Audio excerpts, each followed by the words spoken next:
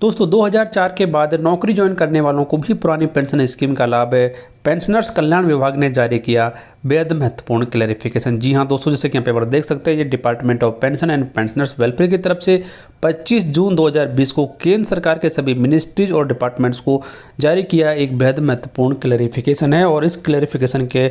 अनुसार बहुत सारा फ़ायदा यहाँ पर लाखों कर्मचारियों को मिलने वाला है। किन को मिलने वाला है और क्या क्लैरिफिकेशन यहाँ पर जारी किया गया है, इसकी पूरी जानकारी आपको वीडियो में दी जाएगी। वीडियो को आप पूरा देखें, जानकारी पसंद आएगी वीडियो को लाइक कर दें। दोस्तों सबसे पहले यहाँ पर आपको बताना चाहेंगे कि इसी डिपार्टमेंट के द्वारा 17 फरवरी 2020 को एक ऑफिस मेमोरेंडम जारी किया गया था। और उस ऑफिस मेमोरेंडम में ये कहा गया था कि ऐसे सरकारी कर्मचारी जो कि सरकारी नौकरी में 1 जनवरी 2004 के बाद में आए हैं, लेकिन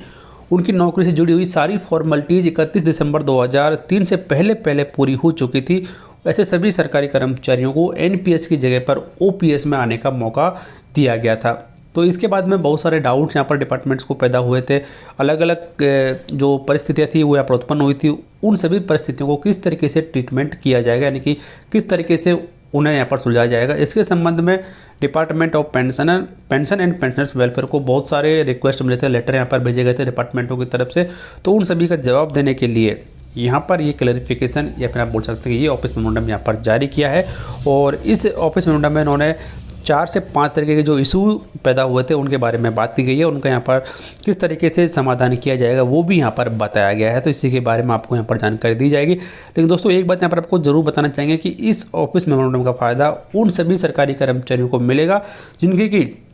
नौकरी 1 जनवरी 2004 के बाद में उन्होंने ज्वाइन की थी, लेकिन नौकरी से जुड़ी हुई सारी जो फॉर्मेलिटीज़ हैं कि जो रिजल्ट वगैरह हैं, वैकेंसियाँ वगैरह हैं, वो सब 31 दिसंबर 2003 से पहले पूरी हो चुकी थी। उन्हीं कर्मचारियों को इसका लाभ मिलेगा। बाकी जो कर्मचारी हैं उन्हें इस ऑफिस मेमोरेंडम का कोई भी लाभ नहीं मिलेगा। तो आप यहाँ पर डिसाइड कर लें। तो सबसे पहले यहाँ पर जो इशू रेज किया गया था डिपार्टमेंटों की तरफ से वो यहाँ पर हम चर्चा कर लेते हैं, क्या इशू यहाँ पर रेज किया गया था। तो पहला यहाँ पर इशू था कि a government servant joined in a government office of the central government on or after 114 on the basis of result declared before 114 against vacancies occurred prior to 114 and thereafter joined another central government department bar office which with proper permission after tendering technical resignation can the option exercised by such a government servant be considered in accordance with OM dated 17/2/2020 and if so which department office will take a decision on such option। तो यहाँ पर कहा गया कि यदि कोई सरकारी कर्मचारी जो कि किसी भी डिपार्टमेंट में उन्होंने टेक्निकल रेजिग्नेशन देने के बाद में नई डिपार्टमेंट में नौकरी ज्वाइन कर ली है, तो यहाँ पर क्या ऐसे कर्मचारी को भी 17 फरवरी 2020 के आदेश के अनुसार एनपीएस की जगह पर ओपीएस चुनने का मौका दिया जा सकता है। और यदि दिया जाएगा तो कौन सा डिपार्टमेंट इस केस को डील करेगा, ये यहाँ पर पूछा गया है। तो यहाँ पर डिपार्टमेंट की तरफ से कहा गया है कि 17 फरवरी 2020 के आदेश के अनुसार ऐसे कर्मचारी भी एनपीएस की जगह पर ओपीएस चुनने के हकदार हैं, यानी ओपीएस पाने के हकदार हैं, जो कि 1 जनवरी 2004 से पहले नौकरी में आए थे, लेकिन उन्होंने टेक्निकल रेजिग्नेशन देने के बाद में वो दूसरे जगह पर चले गए थे। उन कर्मचारियों को भी यहाँ पर एनपीएस से ओपीएस चुनने का मौका दिया जाएगा। और यहाँ पर सबसे पहले कहा गया है कि जो वर्तमान में जो डिपार्टमेंट है वहीं पर उन्हें एप्लीकेशन देना है और इस एप्लीकेशन को पुराने डिपार्टमेंट के या फिर पुराने ऑफिस को भेजा जाएगा और पुराने ऑफिस उसके बाद में उन्होंने क्या एक्शन लिया है और ये सारी जो स्टेटस है वो नए डिपार्टमेंट को इंटीमेट करेगा। तो इस तरीके से ये जो केस है ये दोनों डिपार्टमेंट ही मिलकर यहाँ पर डील करेंगे, यानी एप्लीकेशन देना पड़ेगा पहले जो अभी वर्तमान डिपार्टमेंट या ऑफिस है उसको, उसके बाद में उसे पुराने ऑफिस को भेजा जाएगा और फिर वहाँ से नए डिपार्टमेंट को क्लैरिफिकेशन यहाँ पर इशू किया जाएगा। तो इस तरीके से यहाँ पर इन सभी कैटेगरी में आने वाले कर्मचारियों को भी एनपीएस की जगह पर ओपीएस का लाभ मिलेगा। उसके बाद में सेकंड यहाँ पर कि can an option exercise by a member of the family of the deceased government servant be considered, यानी कि मान लो कोई कर्मचारी था जो इस कैटेगरी में था और उसकी मृत्यु हो गई है, तो क्या उसके फैमिली मेंबर्स को भी ये एक्सरसाइज चुनने का यानी ऑप्शन चुनने का मौका दिया जा सकता है या फिर नहीं, ऐसा यहाँ पर पूछा गया। तो यहाँ पर उन्होंने कहा गया कि यदि कोई सरकारी कर्मचारी जो कि 17 फरवरी 2020 के आदेश के अनुसार सारी जो कंडीशंस हैं वो पूरी करते हैं और वो एनपीएस की जगह पर ओपीएस चुनने के हकदार हैं और उनकी मृत्यु यहाँ पर हो जाती है, तो उनके फैमिली मेम्बर्स जो कि फैमिली पेंशन पाने के हकदार हैं उनको यहाँ पर एनपीएस की जगह पर ओपीएस चुनने का मौका दिया जाए। तो यहाँ पर अब साफ साफ कहा गया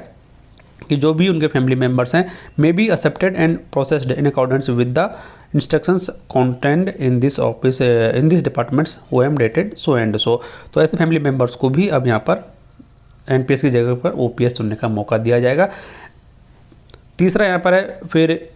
इन cases covered by notification number 2 above, how will the amount of corpus in NPS account which was transferred to the government consequent on death of the government servant in accordance with OM so and so। यानी कि यदि कोई सरकारी कर्मचारी जो कि NPS में cover था और उसकी मृत्यु हो गई थी और वो जो अमाउंट थी कॉर्पस फंड में उसे गवर्नमेंट को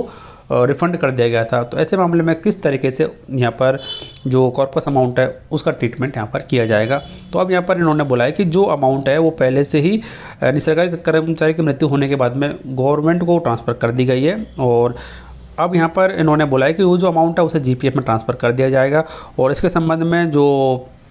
17 फरवरी 2020 को जारी किया गया ऑफिस मेमोरेंडम है उसके पैरा नंबर 9 में पूरी प्रोसीजर यहाँ पर बताई गई है। तो इसमें सरकारी कर्मचारी कुछ नहीं करना है, डिपार्टमेंट का ये अपना काम है, वो अपने हिसाब से इसे देखते रहेंगे। और उसके बाद में चौथा यहाँ पर जो इशू है वो आपको दिखा देते हैं कि will the instructions content in OM dated 17/2/2020 be applicable in the case of government servant who joined on or after 114 on appointment on compensate grounds, if so how will the eligibility of such government servant to exercise option under OM dated 17/2/2020 be determined. यानी कि जो अनुकंपा के आधार पर नियुक्त हुए हैं और उनकी सारी फॉर्मेलिटीज़ यहाँ पर 31 दिसंबर 2003 से पहले पूरी हो चुकी थी, लेकिन वो नौकरी जो है वो 1 जनवरी 2004 या फिर उसके बाद में ज्वाइन कर पाए हैं, तो क्या उन्हें भी यहाँ पर NPS की जगह पर OPS चुनने का मौका दिया जाएगा। तो ये यहाँ पर पूछा गया है। तो यहाँ पर उन्होंने कहा है कि यदि कोई सरकारी कर्मचारी जो कि अनुकंपा के आधार पर नियुक्त हुआ है लेकिन उसकी सारी जो फॉर्मेलिटीज़ हैं वो भी 31 दिसंबर 2003 से पहले पूरी हो चुकी हैं, लेकिन उनकी नियुक्ति यहाँ पर